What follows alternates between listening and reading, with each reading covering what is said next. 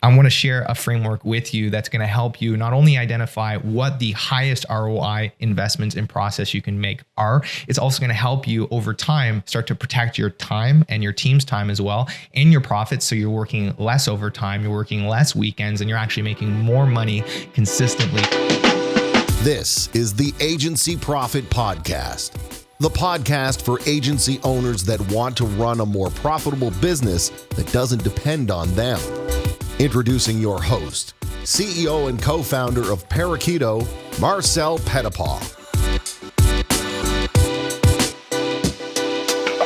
Hey, what's up, everyone? It's Marcel here, and this is a new format for content that I'm going to be creating going forward. I realized that after 35 episodes of the Agency Profit Podcast, that here I was being asked to go on other people's shows and speak on other people's stages about agency profitability, and yet it's something I never talk about myself on our own show. And I think that that is a lost opportunity, both for myself and for all of you that listen to the show and that tune in to hear insights on how to grow your business. It's actually what I do, so I really should be talking about it more here. Not to say that the experts aren't great. We're going to continue to interview them, but I want to mix in more of this content as well. So in this video and in this podcast, in this piece of content today, what I'm going to share with you is the core framework that I've been using with all of our consulting clients. And that's at the core of everything we do at Parakeeto from a software perspective that helps you build a more profitable agency over time. So here's the challenge.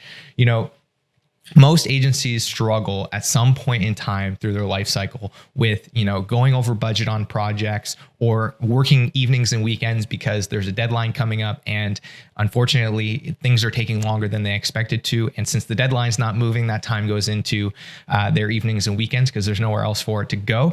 And it's really hard to figure out, there's all these processes that we could be building and optimizing, but which ones are going to be most important? Which ones are going to generate the highest return on investment? So the opportunity here is I want to share a framework with you that's going to help you not only identify what the highest ROI investments in process you can make are, it's also going to help you over time start to protect your time and your team's time as well, and your profits. So you're working less overtime, you're working less weekends, and you're actually making more money consistently on projects. And finally, I'm going to show you how you can embed this in your business so that you don't even have to be involved as the owner or executive in this process. You can actually teach your team how to run this process and tune your business for you, essentially make your agency self-optimizing because it's a feedback loop, which is a beautiful thing. So to give you an example of how this has worked for us in the past, we've worked with lots of clients around this. Generally, when we go in, they're high growth. So they figured out how to get clients, they're getting lots of work, and they're doing great work.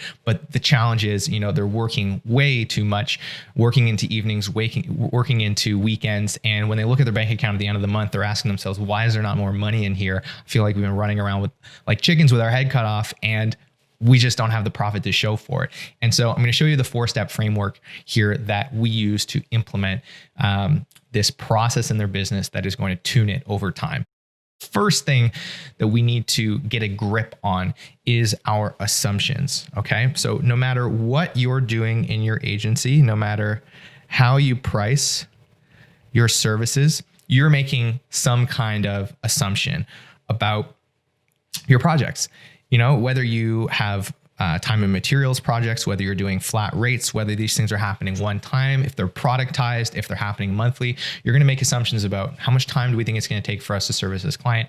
How many costs are we going to incur that are external? Essentially, you're going to make these guesses about what's it going to take to do this?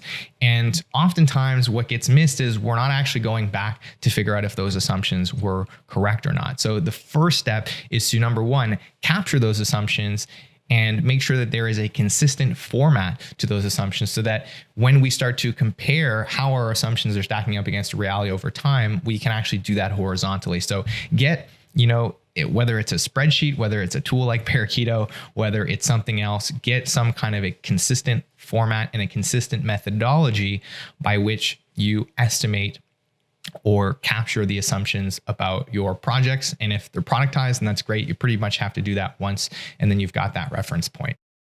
Now, the second thing that you have to do is measure. And what you're measuring specifically is the accuracy of your assumptions. So if you have costs in your assumptions, you want to measure your actual costs. If you have time assumptions in your estimates, then you want to measure your actual time. And so that's, as simple as using an accounting tool and or a time tracking tool and or a spreadsheet, if that's, where you're starting today, to really figure out what do we think was going to happen and what actually happened. And this is critical. And this is often a thing that gets missed right here. Okay. Is there's often a mismatch in structure between the assumptions and the data. So I see this all the time where you've got, your assumptions or your estimates set up in one way, where maybe you're thinking, we're estimating by role or by, skill set. So design and copywriting and front end and back end development.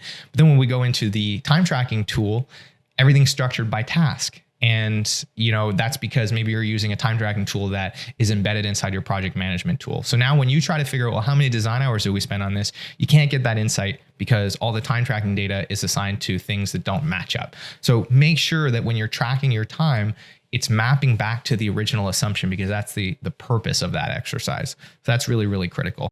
The third part here is you're going to have meetings. Okay.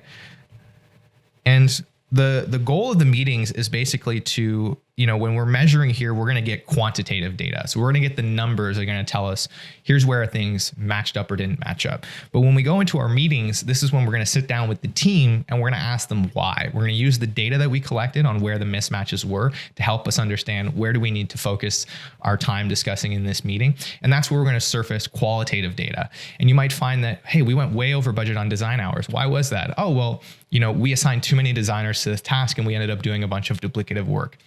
And the objective of these meetings is to surface what's going well that we want to do more, creatively from a process perspective, et cetera, and what's going poorly, what's going a different way than what we expected on these projects. We want to capture those insights. We want to capture ideas for how we can overcome those things. And then we want to put them into our process backlog. And that will inform what actions do we need to take to solve these problems that we're seeing in our data and in our meetings that will help us make more accurate assumptions over time.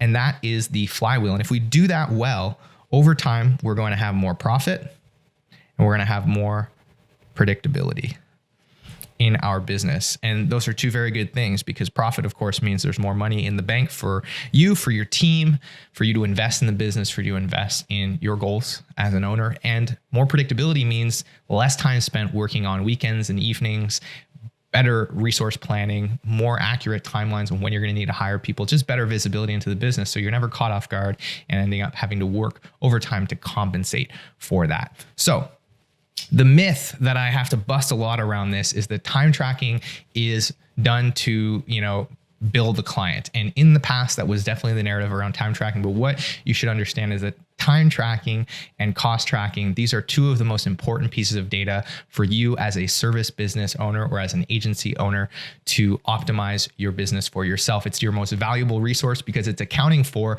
the largest part of your P&L. Your direct labor costs are going to be 40 to 65% of your P&L. Month in and month out. It would be crazy not to track that. And it's such a valuable tool for you to use. So if you're still thinking about time tracking as, being something that you do for the client, you got to shift that thinking and understand that it's something that you're doing for you and you're doing for your team, so that everybody can have better work-life balance, everybody can be compensated fairly, and that this whole thing is going to be worth it for you in the end, because you can predictively and constantly be making a profit on your projects and not run the risk of going over budget and basically working for pennies on the dollar.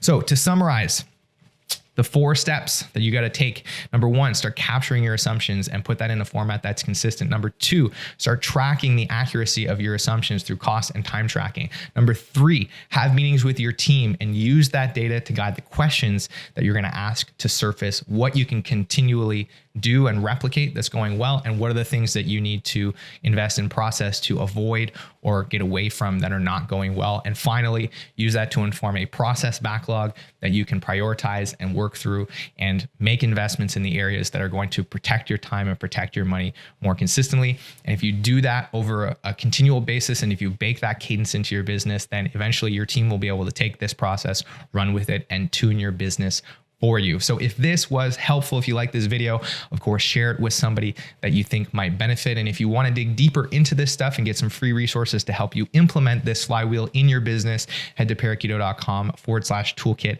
and download our Agency Profitability Toolkit. It's loaded with free resources to help you do exactly what I described in this video. If you like this, make sure you subscribe so you don't miss another episode, and I'll see you in the next video. Thanks for tuning in.